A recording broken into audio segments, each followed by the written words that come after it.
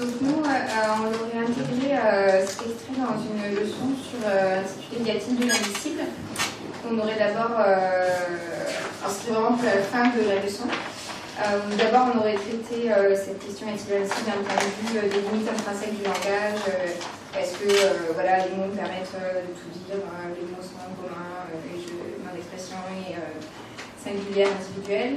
Une deuxième partie sur les limites juridiques et politiques, question de la liberté d'expression. Et en fait, on se serait servi de l'extrait pour en fait, une sorte de transition, enfin un rebondissement, réflexion d'une troisième partie de réflexion, même si on a les mots qui nous permettent de tout dire, même si la liberté d'expression, les lois nous encadrent et nous protègent et nous permettent de tout dire aussi, est-ce qu'on peut quand même tout dire? Et donc, ce serait plutôt une réflexion sur, donc, du coup, voilà, donc l'objectif, la question c'était l'objectif philosophique, ce serait de questionner les usages sociaux du langage et d'amener à des distinctions. Et donc l'objectif pédagogique, c'est vraiment de relancer la réflexion après dans un nouvel axe différent. Et donc là, le dispositif, ce serait de montrer l'extrait sans question, enfin comme ça, sans préalable. Et à partir de là, des questions précises. D'abord de repérer les différentes étapes de l'extrait, donc le discours du maître de maison, le discours du père, le bavardage et entre les différents invités et le discours du fils. Le travail en cuisine. Voilà, et oui, les scènes en cuisine. Deuxième question, de repérer dans ces différentes scènes du coup, les différentes fonctions du langage. Donc le bavardage entre les invités, les ordres en cuisine, l'éloge du premier discours, ouais. Avec le côté remerciement ensuite du père, l'émotion de sa famille. Et puis le dernier. Mais dans les discours, on avait repéré aussi deux moments, parce qu'au début, il raconte les bêtises qu'il faisait avec sa sœur jumelle quand il était petit. Donc l'idée que quand même là, dans le début du discours, il donne des informations, enfin, un langage comme véhicule pour donner des informations, puisque on a l'impression que les gens en cuisine découvrent qu'il y avait des choses cachées dans leur plat. Et enfin, se concentrer donc, sur la révélation du viol, enfin de l'inceste, du viol. Et donc une troisième question, une question qu'on s'est posée nous-mêmes, comment interpréter la réaction des invités en fait, à son discours? Est-ce qu'il... on a vu une double interprétation. Est-ce que la famille a très bien entendu ce qu'il a dit, mais suit les normes sociales et ne fait comme si de rien ne s'était passé et continue le dîner? Ou est-ce que les normes sociales font qu'on ne peut pas entendre ce qu'il a à dire, on peut entendre un tel tabou? Donc faire réfléchir les élèves voilà, sur la réaction de la famille. En faisant repérer, donc en ayant comme consigne de faire repérer dans la mise en scène et dans le jeu des acteurs les indices d'un secret de famille. En quoi, qu'est-ce qui peut nous permettre de montrer dans la mise en scène un secret de famille. Et enfin, les dernières questions, ce serait pour commencer à conceptualiser plus donc la distinction, distinguer s'exprimer et communiquer. En quoi, parce que là, on a l'impression que le fils exprime ce qu'il a vécu, mais il ne le communique pas, puisqu'il n'y a pas d'échange, il n'y a pas de retour. Enfin, notre distinction, distinguer les normes sociales et les lois juridiques, comme on aurait fait avant une partie sur la liberté d'expression. Et enfin, arriver à la définition du tabou, en distinguant, du coup, par rapport à notre sujet, l'ineffable, l'indicible et l'innommable. Donc, demander aux élèves de distinguer ces trois concepts. Et on a pensé, mais ça n'a pas eu trop le temps de développer, qu'en document complémentaire, peut-être un texte de Bourdieu sur l'importance du contexte social autant que de la parole elle-même dans l'expression, un texte de Bataille. Il y aurait des aspects, liés à la structure même du langage, et on pourrait évoquer Bergson dans le rire, des choses sur le fait que les mots soient limités parce qu'ils sont communs. Et en plus, il y a bien l'articulation, finalement, le viol, il arrive à le dire. Il utilise le mot viol, il utilise le terme de relation sexuelle, et comme par hasard, c'est ce qu'il a vécu en commun avec sa sœur. Donc là, il y a une sorte de réalité objective. Par contre, ce qu'il n'arrive pas à dire, c'est ce qu'il vit lui. Ça ne peut pas se dire, le fait qu'il soit dans une situation très paradoxale de devoir faire des discours tous les ans dans une fête de famille face à son père qui a fait ça. Et ça, il n'y a pas de mots pour le dire, en quelque sorte. Donc, pensez utiliser Bergson pour montrer la limite technique du langage en quelque sorte, et puis ensuite peut-être un texte de Bourdieu, mais là qu'on n'a pas encore trouvé, on se dit que ça doit exister, sur les sociales, dans le fait. Le gros livre. Je veux lire des gros livres. J'en ai dit que la limite du langage, c'est parfois qu'il n'y a pas de récepteur. Et du coup, vous avez dit aussi peut-être, après avoir fait ce cours, du coup, donner un sujet aux élèves, la parole à un pouvoir, à partir de ça, avec l'idée de pouvoir se qualifier pour lui de la parole. Sachant que lui, par la parole, visiblement, arrive quand même à se soulager de quelque chose avec lequel il vit depuis des années, donc il y a presque une fonction thérapeutique pour lui, mais comme d'un autre côté, c'est pas entendu, il n'y a que les ordres qui sont donnés en cuisine qui semblent donner lieu à une action, à une exécution. Enfin, il y avait de la matière là, peut-être, pour construire effectivement un plan par rapport à ça.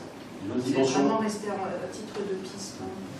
La dimension qu'on n'a pas intégrée, mais c'est pour rendre justice un peu à ce que proposait notre collègue qui s'est tenté entre temps, mais c'est aussi une dimension esthétique. Il se passe dans l'extrait un petit peu le même principe que ce qui se passe dans le discours du fils, c'est-à-dire qu'il trouve quand même, malgré la limitation des mots, il trouve quand même une manière de dire les choses. Et il la trouve justement en allant contre le sens des mots, c'est-à-dire que finalement il est contraire de ce qu'il veut dire, et c'est un discours à la gloire de son père, qui est tellement propre, et les mots là pour le coup sont plus porteurs de leur sens habituel, ils leur donnent un autre sens, et finalement les images font un petit peu ça aussi, mais de rien, le réalisateur réussit à traiter quelque chose qui ne peut pas être montré, il n'y a pas de scène dans le film dans laquelle on va voir ce qui s'est passé, mais il arrive à le faire saisir par d'autres biais, et il y a un pouvoir, on a un pouvoir sur les mots qui consiste à les mettre en relation avec les autres. Donc un truc, là, je pense, Bergson, c'est quand même dans le rire, il y a tout un truc sur les rires pendant les discours, sur le rire que ça provoque à la fin du petit, parce qu'il est en mode mécanique, à la fin du discours quand il arrive. Et c'est un peu ça, il me semble, chez Bergson, c'est un blague du mécanique. On a choisi en plus des choses très similaires, c'est pas un d'accord, mais c'est très similaire. Donc on fait ça plutôt comme un exercice de méthode. D'analyse d'un sujet de dissertation, c'est peut-on plus dire. Alors, sans forcément un travail préalable, mais peut-être quand même ça serait mieux après un cours sur la vérité au langage, ou en fin d'année à titre de révision. Voilà un petit peu l'idée. Et notre but, c'était surtout de montrer la richesse et la diversité des sens d'un sujet. Généralement, quand on le fait avec les élèves, c'est plutôt en partant des mots, des termes du sujet, on les analyse, on les distribue certaines, etc. Et là, on s'est dit, bah tiens, avec un film, en fait, on peut analyser la richesse et la diversité des sens d'un sujet. Donc, ça, c'était une autre manière de faire de la méthode. Pour les consignes, on avait plusieurs phases. Donc, on a distingué 5 phases. Dans la première, on énonce l'objectif pédagogique, ce qu'on vient de vous dire. On note le sujet au tableau et on passe l'extrait sans rien dire de plus.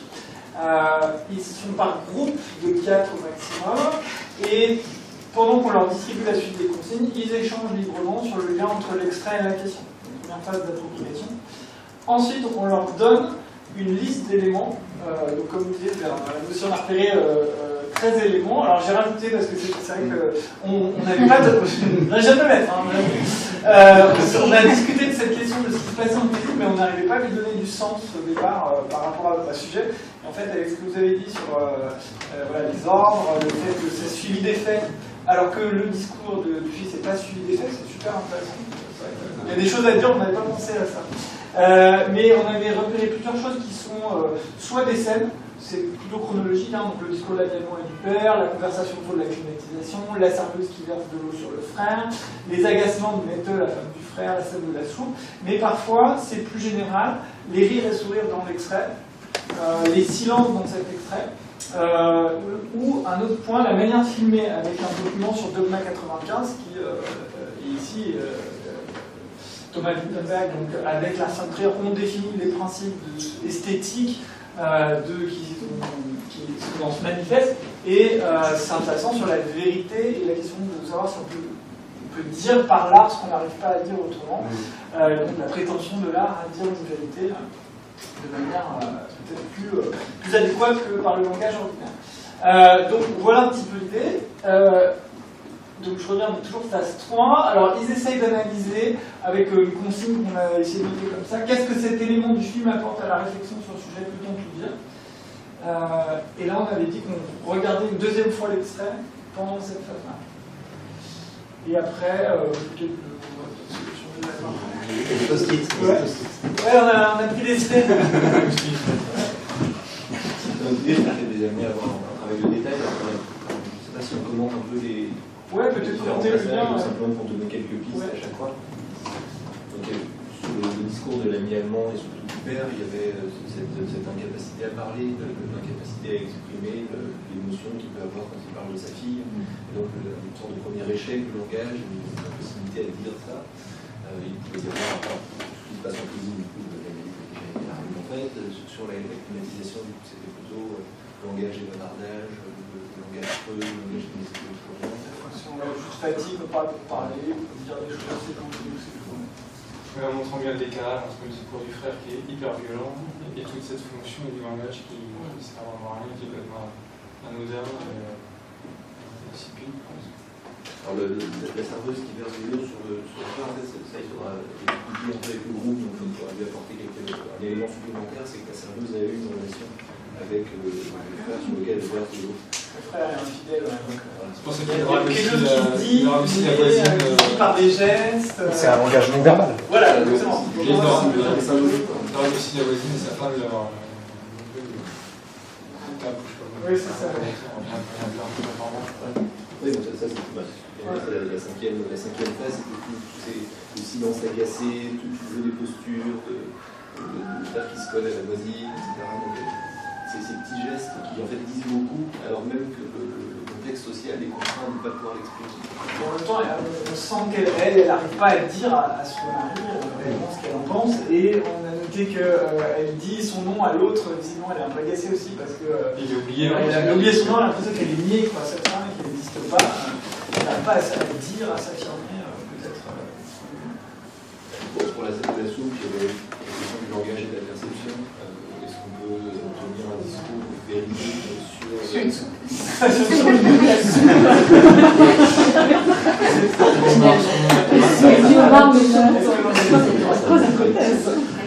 Alors sur le choix entre les deux discours, au début on ne voyait pas trop quel lien on pouvait faire, peut-on tout dire, mais finalement on s'est dit, le choix, finalement c'est le père qui choisit, et peut-être c'est une manière de dire, là on accompagnerait le copain pour arriver à ça, parce que c'est pas évident, peut-être c'est aussi une manière de dire que le discours finalement s'adapte à ce que veut entendre la personne, en tout cas. Alors on a comparé avec une autre situation qui serait celle du médecin. Le médecin a un devoir de vérité envers ses patients, mais il s'adapte à ce que veut savoir le patient. C'est intéressant, c'est qu'ils adaptent aussi celui qui parle. Parce que finalement, c'est pas lui qui a choisi le discours. Oui, pour toi qui a voulu. Peut-être que les deux étaient identiques. Moi, je suis migrant, peut-être que les discours sont identiques, mais le choix. Voilà, c'est peut-être un bout qui aura un peu du mal quand même. Oui, c'est peut-être dur. Après, les rires et les sourires, donc c'était à la fois exprimer des émotions, mais en même temps paraître à l'aise ou paraître mal à l'aise. Et la mère. Par exemple, avec la difficulté qu'on ne sait pas exactement, surtout quand on voit que cet extrait, ce que veulent dire ces sourires, ce qu'ils peuvent avoir d'implicite. Donc ça pouvait aussi fournir des pistes sur l'interprétation des signes extérieurs et ce qui peut se cacher dans les profondeurs de la. En voyant que quand le père fait son discours, il y en a qu'un qui fait la gueule, cette fille, c'est qui applaudit par exemple. Donc on sent tout de suite qu'il y a un malaise, qu'il y a un truc qui va se passer. Un petit peu la même chose que sinon, du coup. Après, donc, quand il essaye de dire justement le viol, avant qu'il emploie le terme viol, c'est quoi la sexuelle, etc., il y a une métaphore. Bon, alors, voilà pourquoi il y a cette métaphore du bain et de la pauvreté. Ça, c'était l'idée. Et puis après, bon, la révélation à proprement parler. Bon, voilà, après les réactions finales, tout ce qui a été donc voilà. Donc pendant cette phase, une fois qu'ils ont commencé, on pouvait rediffuser l'extrait pour les aider à suivre leur travail. Et donc ils ont des post-it. Au tableau, le professeur met la liste des éléments et les élèves viennent mettre leur post-it en dessous de chaque élément. On laisse les élèves circuler librement pour regarder le travail. Et on s'était posé la question, est-ce qu'éventuellement, une fois qu'ils ont lu un peu tout ce qui a été vu, est-ce qu'éventuellement on fait encore une fois l'extrait, c'est peut-être un petit peu lourd, mais bon, ça peut être intéressant aussi. On fait pas trop. Et à la fin, on s'était dit que c'était quand même le prof qui faisait la reprise, étant donné la complexité de tout ce qui a été lu, ça serait un peu difficile de faire la reprise aux élèves. Et du coup, en montrant les différents sens dégagés, en faisant des regroupements avec tout ce qui a été dit, alors, à l'oral, aussi de manière de dialoguer avec les élèves, on s'était dit que quelque chose qui pourrait être intéressant pour faire la trace de tout ça, c'est de prendre en photo les post-it, voilà, et essayer de faire une caractéristique qui regroupe les différents sens du sujet et en dessous de chaque sens les éléments qui ont été dégagés par les élèves. Alors soit on la prépare un petit peu à l'avance et puis on complète avec ce que les élèves ont trouvé, soit on ne peut pas la construire sur place directement, parce qu'il y a peut-être un plan dessus, mais ça peut être intéressant. Tu disais que tu avais... Je l'ai déjà fait, mais pour des séances très préparées, et précisément plutôt une analyse du sujet que j'avais déjà préparé. Et quand on faisait avec les élèves, effectivement, je pouvais saisir la caractéristique au fur et à mesure, mais en sachant déjà à quoi allait ressembler la carte à la fin. C'est un peu de la triche. Un peu au moins stylé. Et puis alors, en document complémentaire, on se disait qu'il y a forcément, là il y a un groupe qui a un document complémentaire parce qu'ils peuvent pas connaître le Luna 95. Et puis les petits supports, on peut se dire par exemple sur le silence, tu parlais d'un texte de Yankovic. Ouais, c'est sur toute vérité n'est pas bonne à dire.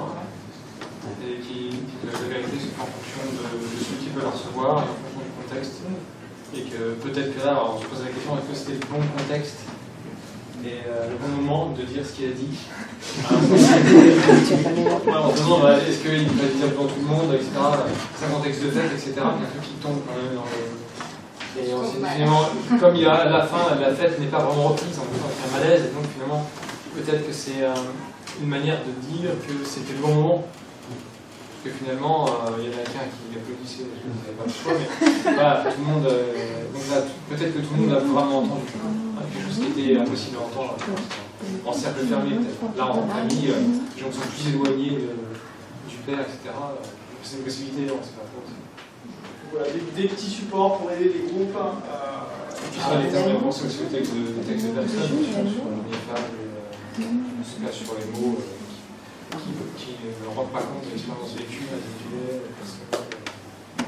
Je sais pas, oui, tous les groupes font tous les éléments ou il y a un élément par groupe? Alors en fait, voilà, on leur donne la liste complète et on leur, je sais pas que j'ai pas encore expliqué ça, on leur demande d'analyser au moins 2 éléments. D'accord. Et on fait en sorte, en circulant dans les groupes, que toute la classe parcourt l'ensemble des éléments. Donc à la fin, on est si un groupe qui est plus rapide, on lui donne un 3e élément.